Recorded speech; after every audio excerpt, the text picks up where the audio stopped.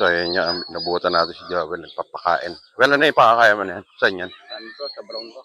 Ah, sa brown. Starter.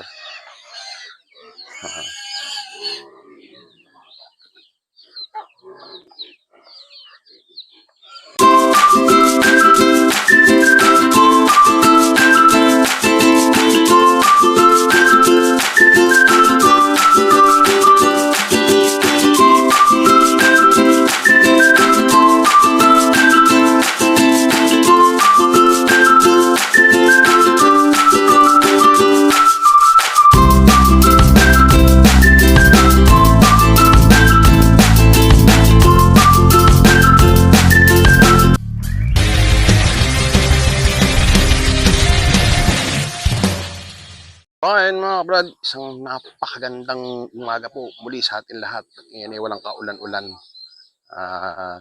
Diretso muna tayo dito sa ating mini farm. Inabutan natin si Joel na nagpapakain. Busy si Joel. Ayan. Inabutan din natin dito si mga nasisipagkain.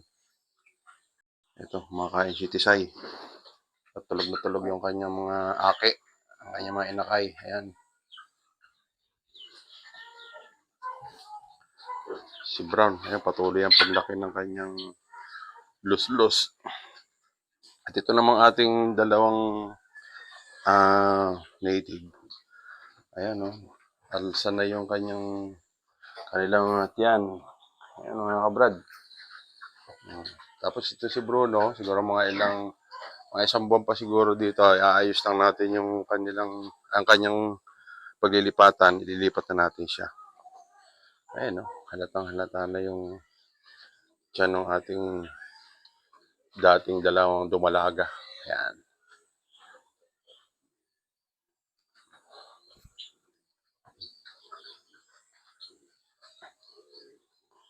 Kaya susunod na buwan, matadagdagan na naman yung ating mga native.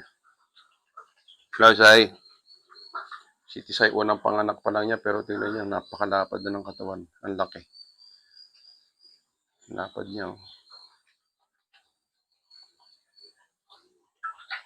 Parang, kumbaga, napaka taas ng percentage ng pagiging hybrid niya.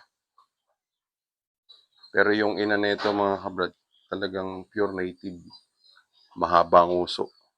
Minana niya sa ina niya yung kanyang uso medyo mahaba. Pero yung taas, dun sa sa pinakaama.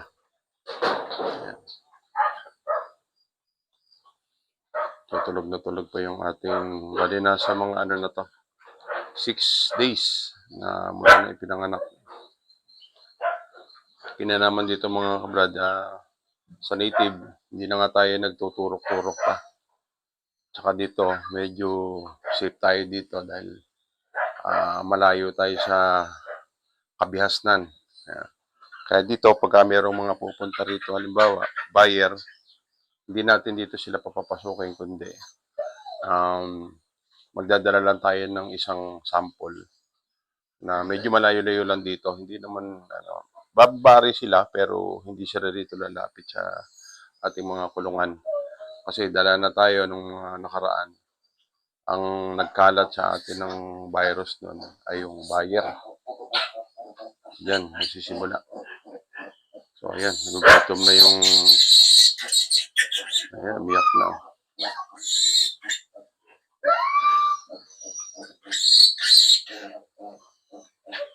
Malaki itong na to, isa. Lalaki.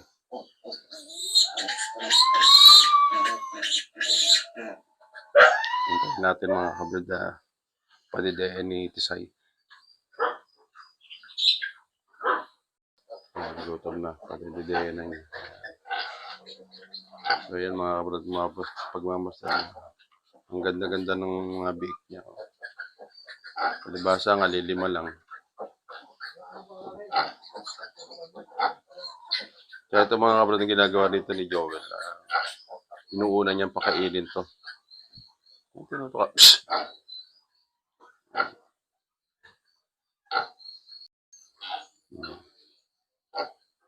Yung mga kabrad, mabilis ang paglaki nito. Ito, isang malapad rin nito.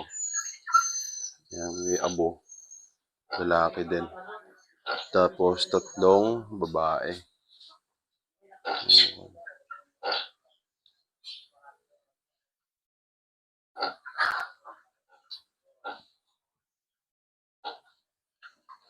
So, ayan.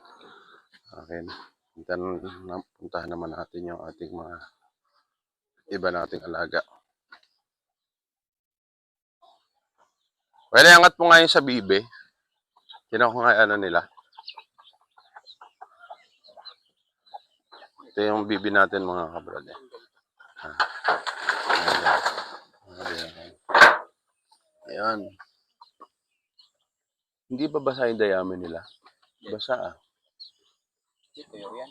Yan? Hindi basa. Hindi, kaya babasa dahil yung ipot. Mamaya lalagdag. Pag ano, palitan mo. Ano. Walang nabawas na. Wala, yung ipot yan. Ito yung ating ano. Ipot kasi nila basa.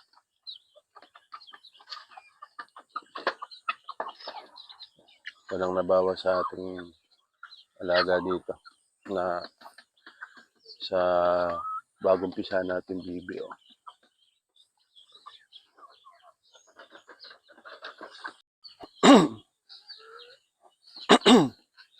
Pinakaya mo na ba yan ha? Yun na, kumain na sila. Ano, busog na? Laki na ng mga tiyan nyo ah.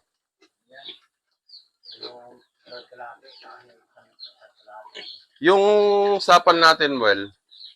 Yan lang yun. Kailangan na natin pa. Ating ano, dangkal. Datin dangkal. Mga hanggang kailan yun? Miyerkules? Hindi, Martes. Huwebes.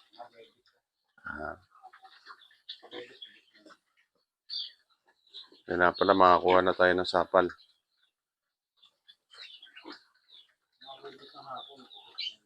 Oo, sige.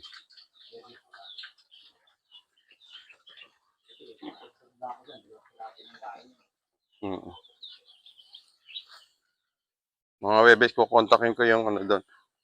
Tapos, well, yung sako, padala mo pala kay, ano, kay Tasha. Oo. Padala mo na yung sako para, ano. Oo, 20 pesos. Ano yan, 30.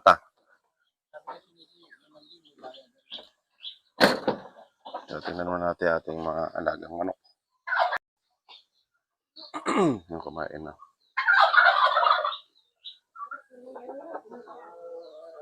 Dalawa na yung itlog ng ating bibi. Ayan. Tapos nalinis na ni Joel yung ano, may bagong itlog na naman. May nakadungaw. May nakadungaw. Meron nakadungaw, well, dalawang ano, sisiw. Ayan. Itim tsaka yung pula. So, ayan, meron na tayong bagong ano ulit. Bagong kapisa. Ito yung mga susunod natin, mga kabrad. Nadagdagan na naman, well, yung sa bibe. Ngayon.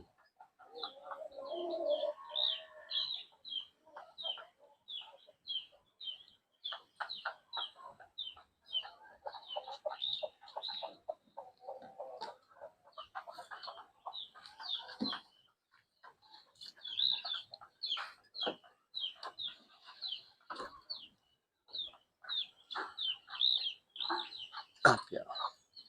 Putik lang. Putik.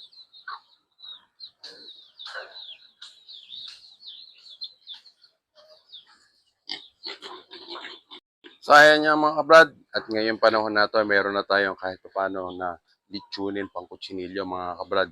Kaya kung may gusto, available po tayo ngayon dito sa ating mga crossbreed. Kaya mga kabrad, muli, maraming salamat. Kasama ko at katuwang ko rito sa farm, si Mimoy at saka si Joel. God bless po sa atin lahat.